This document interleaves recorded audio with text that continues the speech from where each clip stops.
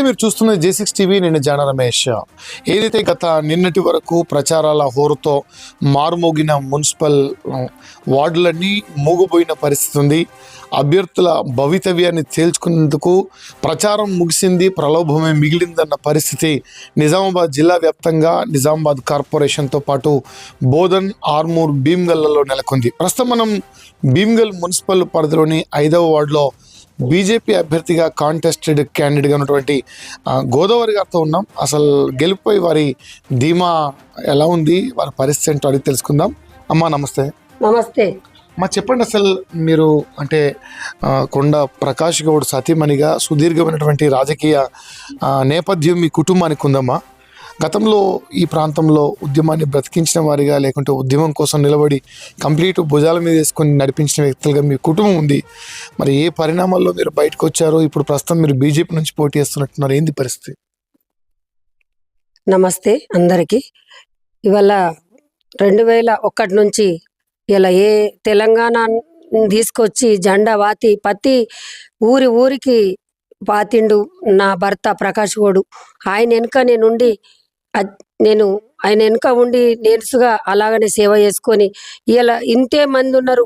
5-6 మనుషులను చూసి రోడ్డు మీద కూర్చుంటే నవ్వుకుంటూ పోయే వాళ్ళు ఇవాళ కొన్ని కోట్ల మంది తయారైనరు. వాళ్ళందరికీ నేను తలవంచి నమస్కారం చేస్తూ, ఇట్లా ఎందుకు వచ్చిన అమ్మ అని అడుగుతున్నారు. అంటే ఎందుకు వచ్చినంటే, నేను 15 సంవత్సరాల నుంచి మమ్మల్ని పక్కకు పెట్టిండు. మన ఎవరి పేరు అవసరం లేదు. ఇక ఏదో మనసు లోపల బాధపడి అయినా కానీ నా భర్త నేను ఇక్కడ టీఆర్ఎస్ నుంచి జరుగుతుందంటే, ఇలా టీఆర్ఎస్ అంటేనే ప్రకాష్ గౌడ్ అంటేనే టీఆర్ఎస్. ఇలా ఏడా జరుగుతుందన్న మాకు ఎవరు చెప్పకున్నా మేము పోయి అక్కడ వెనుకెనుకనో ముందు నిలబడ్డా కానీ, మిమ్మల్ని కాదన్నా కానీ ముందుకు పోయి మేము సేవలు ఉన్నాం. అలాగనే ఇప్పుడు నాకు ఏది అవసరం లేదు, ఆయన నాకు ఇక్కడ ఓట్లు దొరకాయని ఆయన చెప్తే, నాకు మరి మీ ప్రజలందరూ నాకు ఓటిచ్చి గెలిపిస్తే మున్సిపాలిటీలో ఎట్లా పనిచేస్తారో, మున్సిపాలిటీ వాళ్ళు ఎట్లా పనిచేస్తారో అలాగనే మీ దగ్గరికి వచ్చి మోర్రకడసుగా నిలబడి మన మున్సిపాలిటీ వాళ్ళ లెక్క పనిచేస్తా అని మీ అందరి గుండెలలో ఉంటా, మీ సేవలు ఉంటా. నా పిల్లలంతా సెటిల్ అయిపోయినరు. తల్లి నాకు ఏమి తక్కువ ఉంచలే. నా భర్త అన్ని విధాల మంచిగా ఉన్నాయి. నాకు మీ సేవ కోసం వచ్చిన ఇది ఇలా ఇది నాది ఇజ్జత్కే సవాల్. ఇలా నా ఇజ్జతు తీస్తారా, ఇజ్జత్ ఉంచుతారా, మీ చేతిలోనే ఉన్నది. 5వ వాడ తల్లులు అందరి చేతుల, నా తండ్రులు నా తల్లులు. ఇలా పేరు గోదావరి అక్క అంటే పిలిచినా నేను నీకు పలికిన, నేను ఎంపీపీ చేసిన మేడం అననీయలే మిమ్మల్ని.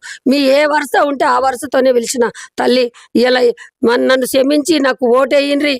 దయచేసి మీకు సేవ చేస్తానని నేను మీ పాద బంధనం చేస్తున్నా. రైట్ అమ్మ, మీరు చెప్పండి. ఇప్పుడు ఈ అమ్మగారు అభ్యర్థిత్వాన్ని బలపరుస్తున్నారు, వీరి కుటుంబ సభ్యులు ఉన్నారు, ఎట్లా ఉంది పరిస్థితి అసలు? చాలా పాజిటివ్ రెస్పాన్స్ ఉందండి. మాకైతే బీజేపీ పార్టీ సేవలు నచ్చి ఇందులోకి రావడం జరిగింది. ఇక్కడ ఉంటేనే పనులు జరుగుతాయి, ప్రజల సంక్షేమము, వాళ్ళ అవసరాలు తీర్చడమే మన లక్ష్యం అనుకొని మేము ముందుకు పోవడం జరుగుతుందండి. ఎట్లా ఉంది గెలుపై ధీమా, ఎట్లా ఉంది పరిస్థితి, ఎట్లా ఉంది అసలు?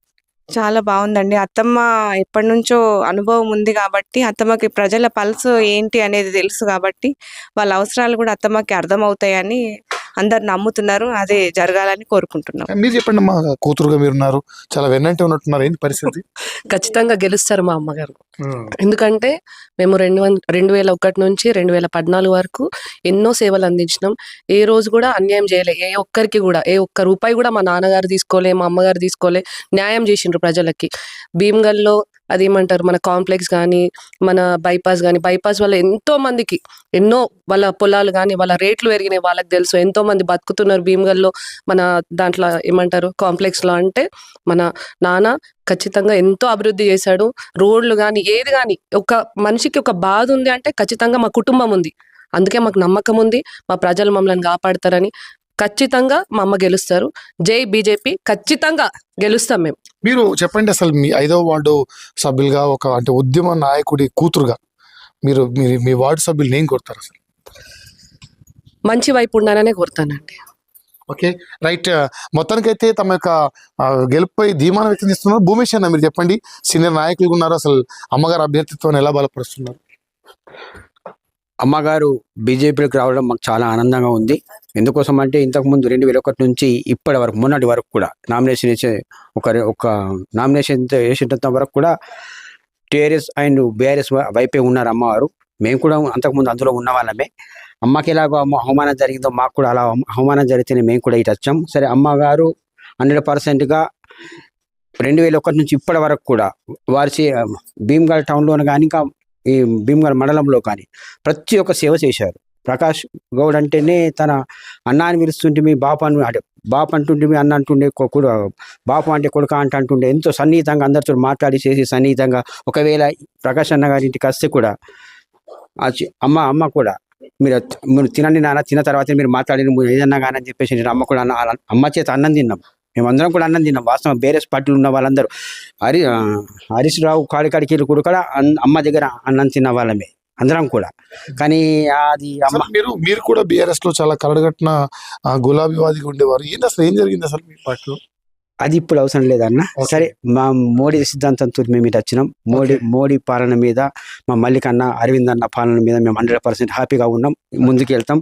అమ్మవారు మేమందరం కూడా ఏదేమైనా వచ్చే ఈ ఎలక్షన్స్లో మేము కంపల్సరీగా సీటు మా మున్సిపల్ కంపల్సరీ కొడతాం.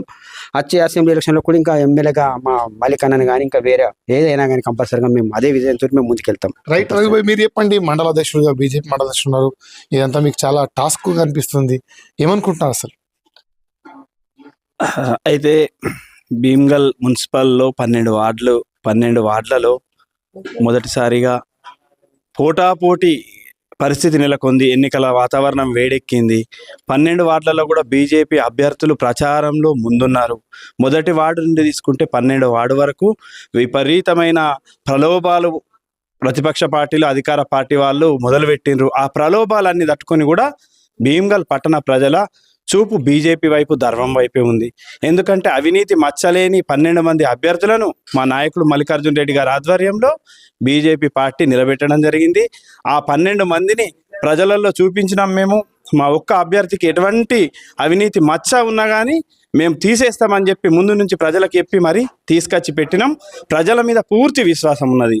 ఖచ్చితంగా కరప్షన్కు దూరంగా ఉండే పార్టీ ఏదన్నా ఉన్నదంటే బీజేపీ పార్టీ మాత్రమే. ఎందుకు కరప్షన్ అనే మాట చెప్తున్నామంటే, మేము గతంలో 5 సంవత్సరాలు మరి అధికారంలో ఉన్న వ్యక్తులు ఎవరైతే చైర్మన్గా చేసిండ్రో, 2 సంవత్సరాలు ఒక అతను చేసిండు, 3 సంవత్సరాలు ఇంకో అతను చేసిండు.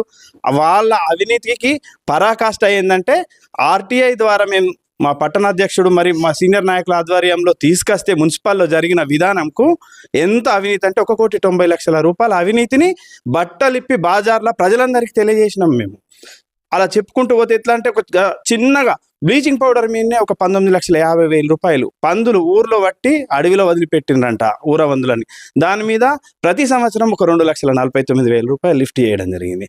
అంటే ఈ బోర్లు, మోటార్లు జిల్లా పరిషత్ హై స్కూల్లో ప్రజలు చూస్తారు, పిల్లలు చూస్తారు, టీచర్లు చూస్తారు, గల్లోళ్ళు చూస్తారు అనే ఒక ఆలోచన లేకుండా అవినీతికి పరాకాష్ఠగా వేయని బోరు వేసినామని చెప్పేసి 1,23,000 రూపాయలు, దింపని మోటార్ దింపినామని చెప్పి 70,000 రూపాయలు. ప్రజలు చూస్తున్నారు, ప్రజలు గమనిస్తున్నారు. ఏమంటున్నారు భయ్, అవినీతికి అభివృద్ధికి మధ్యలో మేము బరిలోకి దిగాం, మేమే అసలు సరైన పరిపాలన అందించామంటారు.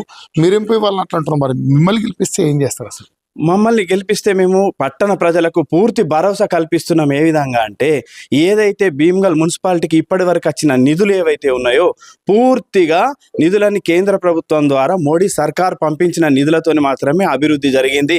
అమృత్ 2.0 ద్వారా 25 కోట్ల రూపాయలు రావడం జరిగింది.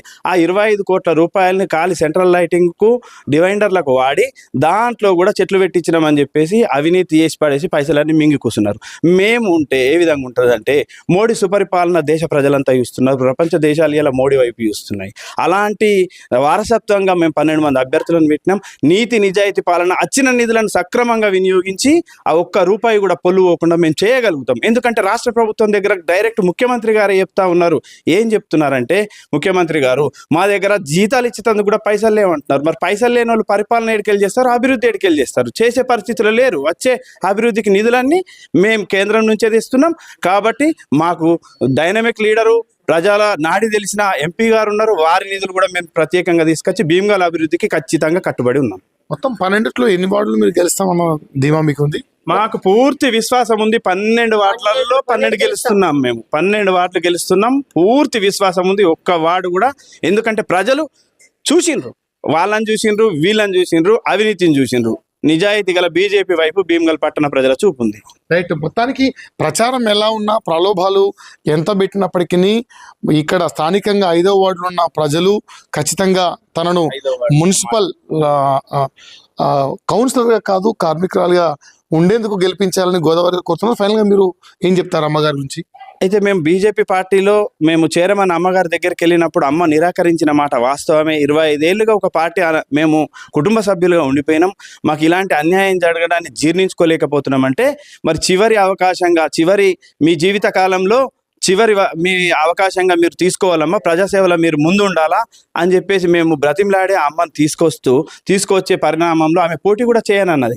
పోటీ చేయనన్న పరిస్థితులలో కూడా మేమేమనంటే ప్రజలకు సేవ చేయాలంటే పదవి ఖచ్చితంగా కావాలమ్మా. ఇప్పటిదాకా ఉన్న నాయకులు మరి ఏం జరిగిందో, వాళ్ళు మిమ్మల్ని ఏ విధంగా ఇబ్బంది పెట్టిందో భీమ్గల్ పట్టణ ప్రజలందరికీ తెలుసు, భీమ్గల్తో పాటు మండల ప్రజలందరికీ తెలుసు. కానీ మీరు ఆ విధంగా ఉండొద్దమ్మా, మీరు ప్రజాసేవ చేయాలని చెప్పేసి మేము తీసుకున్న తర్వాత మా మల్లికార్జున రెడ్డి గారు, ఎంపీ గారు మాట్లాడుకొని అన్ని పదవులు చేసిన ఒక గొప్ప కుటుంబం, రాజకీయంగా ఎంతో చైతన్యం కలిగిన కుటుంబం, వాళ్ళను గౌరవించుకోవాలి. మనము కేవలం మున్సిపల్కి ఒక వార్డు సభ్యురాలుగా ఉంచడం లేదు, ఆమెను చైర్మన్ అభ్యర్థిగా ప్రకటిస్తున్నామని చెప్పి చైర్మన్ అభ్యర్థిగా ప్రకటించడం జరిగింది. భీమ్గల్ ప్రజలకు కూడా మేము ఏం విన్నవించుకుంటున్నది ఏంటంటే, అవినీతి ఒక సైడ్ ఉన్నది, అధర్మం ఒక సైడ్ ఉన్నది, మరి న్యాయం ఇటు సైడ్ ఉంది, అనుభవజ్ఞురాలు ఇటు సైడ్ ఉన్నారు, నీతి నిజాయితీగా పనిచేసే అమ్మగారు ఉన్నారు. కాబట్టి ఆమెను చైర్మన్ అభ్యర్థిగా ప్రకటించినాం కాబట్టి నిజాయితీగా పాలన అందిస్తాం. ఖచ్చితంగా మాకు కమలం పువ్వు గుర్తుపై ఓటేసి భారీ మెజారిటీతో 5వ వార్డు సభ్యురాలు అమ్మగారితో పాటు 12 వార్డులలో అందరికీ ఓట్లేసి గెలిపించి అమ్మగారిని చైర్మన్ చేసుకుంటే ఖచ్చితంగా అభివృద్ధిలో పట్టణం ముందుకెళ్తుందని చెప్పేసి తెలియజేస్తాం. రైట్. మొత్తానికైతే అవినీతికి అభివృద్ధికి మధ్యలో పోరాడుతున్నామని అధికార ప్రతిపక్ష పార్టీలు తెలియజేస్తుంటే, ధర్మానికి అధర్మానికి మధ్య మా పోరాటం ఉంది, ఖచ్చితంగా ప్రజలు ధర్మం వైపే నిలబడతారని బీజేపీ నేతలు ఆశాభావాన్ని వ్యక్తం చేస్తున్నారు. ఇది ఇక్కడ తాజా పరిస్థితి. జిల్లాకు సంబంధించిన మున్సిపల్ కార్పొరేషన్ ఎన్నికల తాజా సమాచారాన్ని ఎప్పటికప్పుడు మీకు అందిస్తూ చూస్తుండండి.